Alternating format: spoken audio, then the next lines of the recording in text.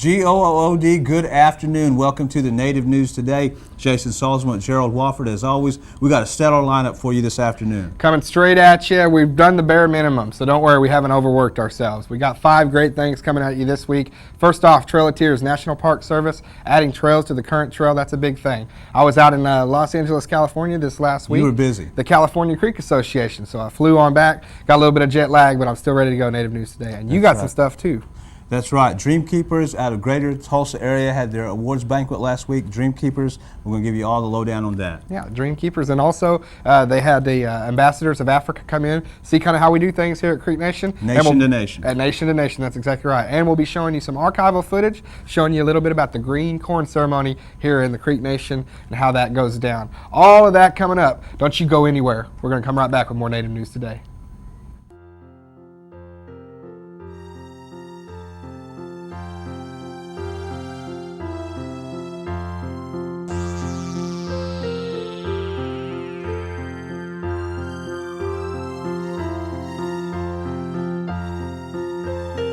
Greetings from Moreau Indian Children's Home. I'm happy to be here today to say thank you to the Creek Nation.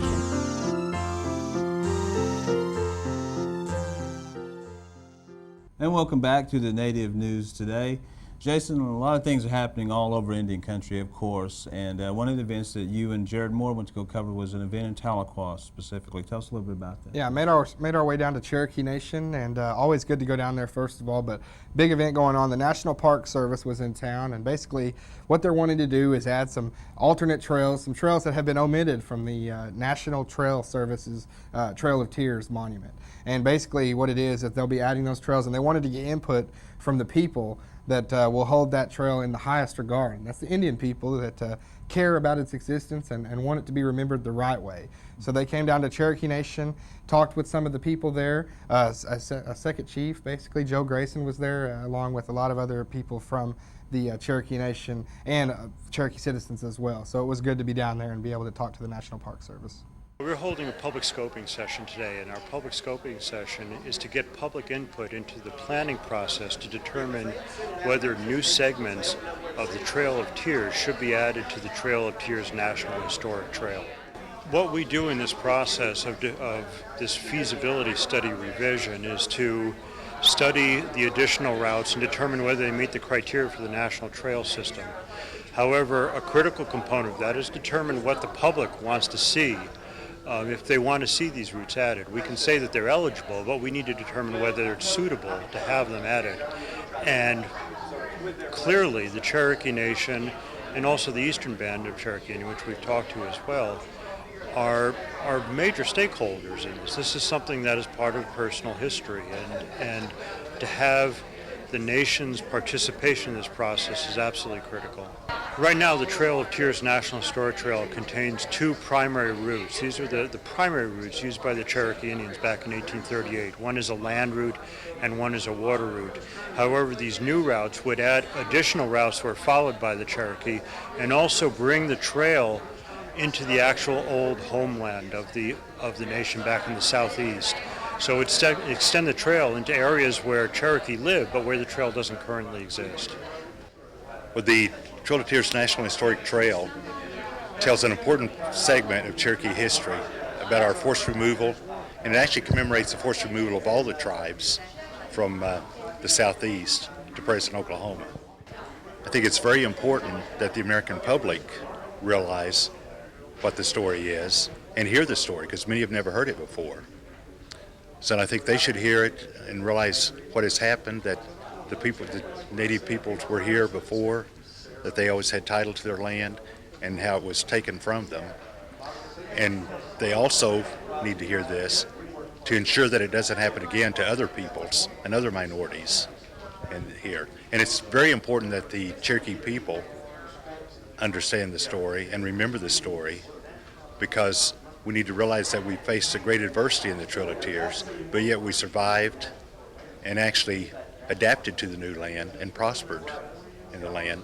And the important part is that although the Trail of Tears occurred, we're still here as a nation of over 250,000 people. You know, the song goes, I'm heading out onto the coast, out on the West Coast. And you went out to the West Coast, didn't you? What'd you go out there for? What song? Well, I think it's Surfing and Sofkey, isn't it? I think it's a Creek song. Surfing Surfing IXL. Yeah, there you go. Inside, outside, IXL. IXL is in Malibu now. It's been Yeah, okay. No, but I was out in California. Sure, man. I had my sunglasses on. I was along the coast there. It was pretty cool. No, I was out in Anaheim for the meeting of the California Creek Association. They have it every year, and these California Creek people, they're becoming a force in this tribe, basically. And the elected leaders, and it's election time around Creek Nation. I mean, there's no bones about it. I mean, no getting around it. It's election time. And the big thing is the California Creeks. They were a big factor in last time's election. They will be in this one again. And it's always good to go out to California and spotlight those people that are of Creek descent. It just brings back old memories because where it came from to grow like this and to meet all the people every year, it's just great. We like to make them know that they're part of our nation. They're a big part of our nation. They can vote, they can help the tribe make decisions, and they can help pick the leaders. So that's what we're here for. We are the people of the tribe. The tribe is not just a boundary, it's people. You know, we are a nation of people. That's what we are. And no matter where those people are, they should be embraced as Creeks. They should know their culture. They should know their language. They should know their government and be involved in their government, no matter where they live. And that's what the meeting is about today. But I want to say, since it's on the air, I appreciate all the people that are running, everybody, because they show they want to help out in some capacity. It's up to the people to vote them in and to hear what they have to say and make a sound decision on who they're voting for. And we can respect one man, one vote. People are taking it more serious year by year by year. And what it is, I guess it's not more serious, is that they're becoming more educated with the process. They're talking to their relatives back there. They're making phone calls to the tribe. They're communicating, they're talking. It's discussion. It's what Creek tradition is talking around the fire. And in a modern sense, that's what we're doing. Before, we never had a say in anything. I mean, everything was always in Oklahoma. You had to be in Oklahoma to have a say in what was going on. But now they're realizing that there's more Creeks all over the United States. So now we have a big say, and it's important for us to figure out who's going to be our leader, who's going to help us get what we need, to do what we need to do to help the little ones get what they deserve growing up. College education, schooling, doctors, for, dental, everything. They need all of this. That's why it's important to have them recognize that we can elect them and we can take them out also. We should have that power. And the leaders that are here today, I like the fact that they came out here to us instead of having us read what was going on and who is this person. To meet them in person is important because then you know their personality, how they are, who they are. So for me, it's important that they come out here, and I like that power. I enjoy that right now. And for as long as we have it, we should use it. We've got a lot of the younger kids coming up, and they need to know where they're from. I mean, there's a lot of kids that are Park Creek and different other tribes also. But if you can get them to know their language, where they're from, it's important for them to know growing up, because there's a lot of kids that don't know where they come from. All they know is, oh, I'm Indian. Well, what tribe are you? I don't know. There's a lot of kids that say that. So this is important. It's important to me, for my grandkids, for my nieces and nephews also. As often as they can have it, I try to show up as often as I can for these. It's teaching me my language also. I know a few words, but it's important for me to teach my grandkids also. Jason, a lot of things happening out there in Indian country and beyond. Of course, you're going out to the West Coast is proof of that. Out West Coast, back to Cali, yeah. A little closer to home. The Greater Indian Affairs Area Affairs Commission had their Dream Keepers Award last week. Big event here, honoring all the people that really made significant contributions throughout the years, such as in society, cultural and language preservation, and even sports. They were honored at this very special awards banquet. Yeah, it's great. You look at the list, and there's some people from Creek Nation. There's some others that out there that you recognize, and a lot of great people on the list that are getting awards that they really deserve. I mean, you look at Dr. Pete Kozer, just for one example, who's the president of the College of the Muskogee Nation. He got an award for excellence in education, so it's a wonderful thing. On Tuesday, July 17th, the City of Tulsa and the Greater Tulsa Area Indian Affairs Commission presented their annual Dream Keepers Award ceremony. The Master of Ceremonies was Mr. Mark Wilson.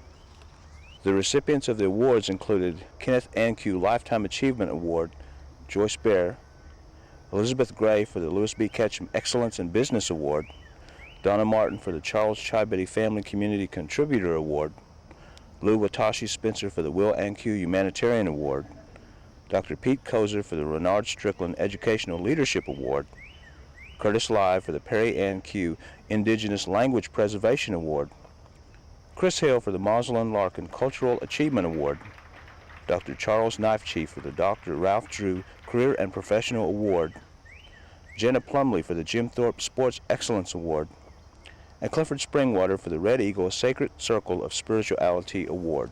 The event honors Native Americans who have made significant contributions over the past year in areas such as language preservation, education, community contribution, as well as career and professional.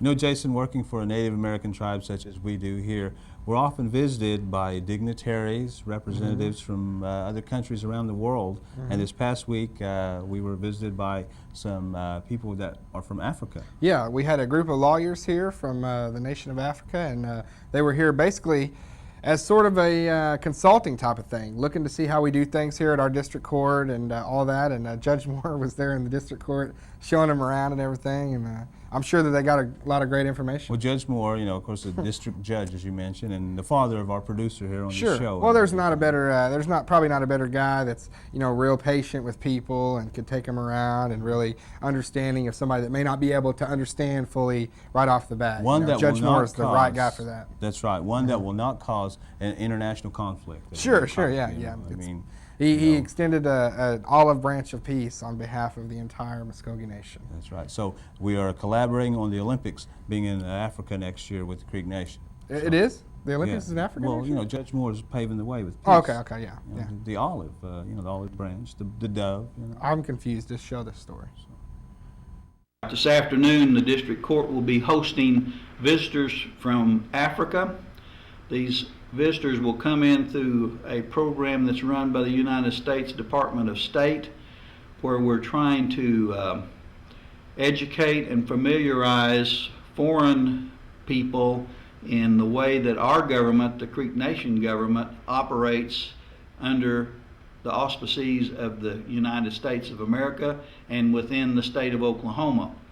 So they will be here today asking us about conflict resolution.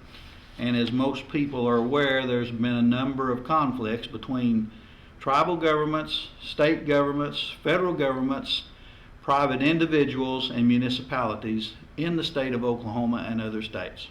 We have a Mr. Joseph Debagajanu from Benin, Mr. Emmanuel Nimidi from Cameroon, Mr. Nagatui Guwagi Wanigifi from Central African Republic, and Mamahat Adam Haroum from Chad, and Modibo Goida from Milay, and we have two English translation officers, Mr. Jaco La Cava and Michael Kent, who will be interpreting for us today. This meeting today will be run in probably several different languages. They might even be some of them that will be speaking the English language rather well.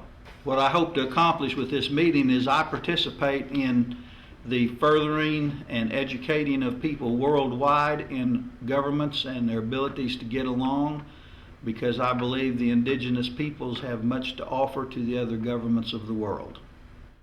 Jason, did you miss the rays down in Africa? Yes. Well, let's take a break real quick and we'll try to catch those rays. I love Africa.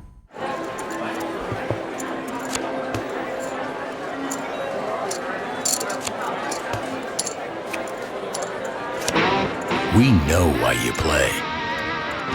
Creek Nation Casino. Every Tuesday, play for $10,000 cash, a Hummer H3, and a key that could open a new home in South Tulsa. Plus, we're giving away 14 extra keys on the night we're giving away the American Dream Home, July 25th. Creek Nation Casino. Smali, tazago chuzinili yangi na istun senga. Pangana ribe hayat kaus. No, dear. Ada magas. Pangana hayat kilo noge. Fanny molo just abananga. Tu morsati. Hitler hani subani doang. What? Hiji mokhetsari chin hisakta das tumidanga. Mahisi mokka se di wekki diga, hisagire ra hisiga, ampane hayat kiruang. Hisimani, Matse. The Muskogee Creek Nation Tobacco Prevention Program offers all cessation classes to young and old. For more information about a healthier life and a second wind, contact one of these centers nearest you. Hizida. Hilishwa Fatsa. CNA to the doors. Mois. Where hisi mokkeskera mokke zaknoar stinokkesis. You know, one special feature of the program that we've had the last few months is pulling out some of the documentaries from our old archive library and everything, and we've got some good response from you people out there that you've really enjoyed it and everything. Yes. So we're glad to be bringing another segment from our documentaries from Vintage Productions from times past to you this afternoon. You know, Jason, they talk about the global warming and everything like that. They talk about the greenhouse effect.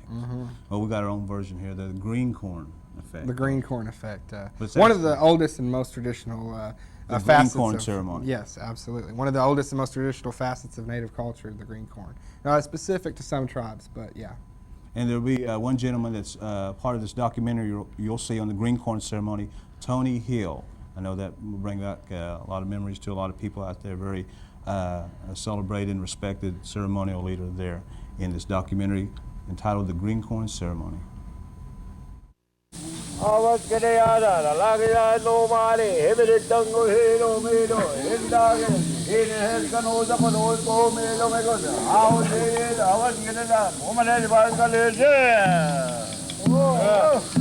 It is centuries old, celebrated by the Indian tribes of the Southeast, the Creeks, Seminoles, Cherokees, Choctaws, and Chickasaws. It is the Green Corn Festival. Each summer, in the season of the new corn, these Indian peoples gather at their tribal towns to perform this rite of purification and rejuvenation. It is both a Thanksgiving ceremony and a New Year celebration, thanking Mother Earth for her sustenance during the past year and ensuring that a proper relationship with the Creator is maintained. But this is no ancient, extinct ritual. It is a living, organic part of Indian life today. It is religion, culture, tradition. What you are about to see and hear is the surviving form of the Green Corn Festival as it is practiced by Creek Indians at a dozen or so ceremonial grounds in Oklahoma today.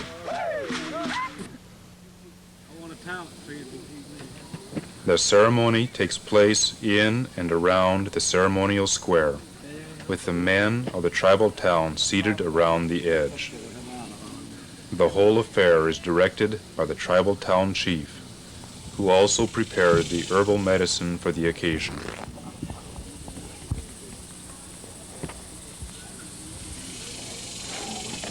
Everything in the festival is done in sets of 4, in honor of the 4 winds or 4 directions. Certain powers come from each of the directions, so each must be honored. There are 4 brush arbors in the square and 4 parts to each of the dances.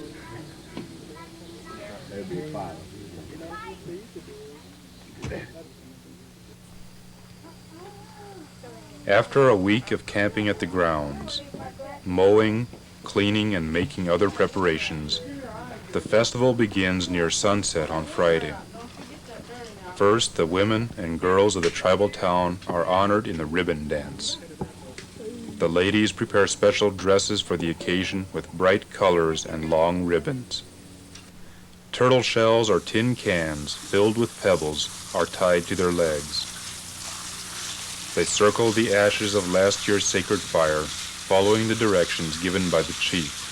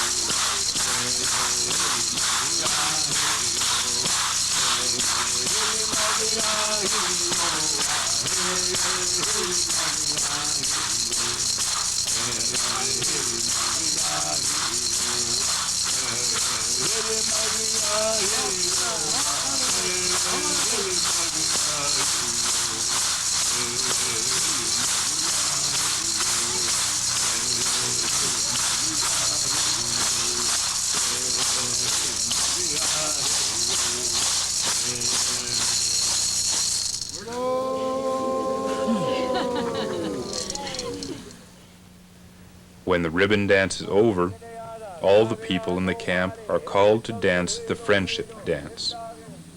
All visitors are welcome to participate. This stomp dance continues most of the night, with lead singers from different ceremonial grounds taking turns in leading the dances, with songs honoring the animals and other creatures of nature.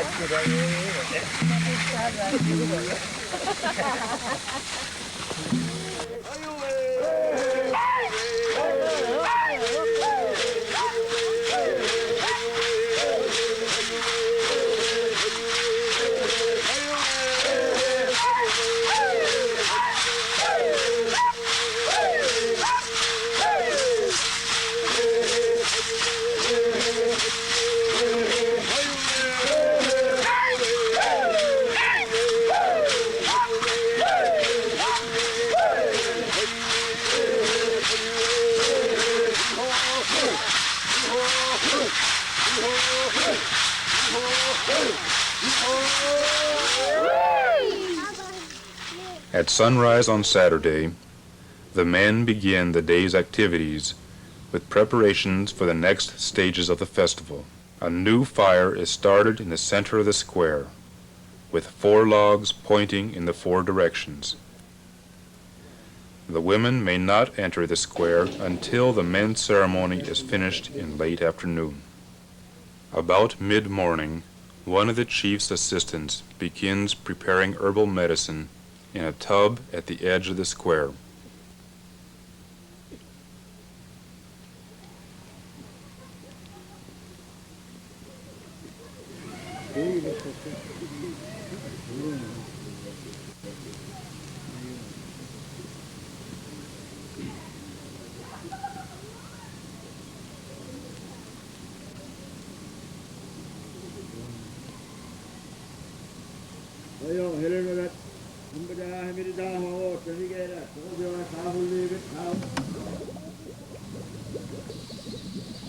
The chief makes medicine by blowing through a hollow bamboo shoot and chanting lowly to himself. This batch is for the women who want to take or touch the purifying and relaxing mixture. You know, Jason, I think next week we're going to have some visitors from the Philippines. Yeah, Philippine Islands, Thrilla and Manila, right here at Cree Nation. Manila, the rumble in the jungle, all that going on here. And the Native News Today, we'll be covering it too, you know. Yeah, we'll be covering. We'll be right on top of it with the camera. That's what. You know, all the stories that we recap, you know, they're all very special, of course, and everything, and not to pick one from another. Yes. If I had to pick my favorite story from this week, it'd probably be the first one, the Trail of Tears. Yeah. The audience, the guys looking in on that, were so intent. And if that'd be my pick. Well, they were picking and grinning. Well, it was a winner. They picked a winner there. Yeah. So. And you know what? We like to pick good stories here, and you can help us do that by contacting us, telling us what those stories are. We'd love to cover them. Yeah, absolutely. But until next time, we'll see you next Saturday, 1:30, right here on CW19. Y'all take care.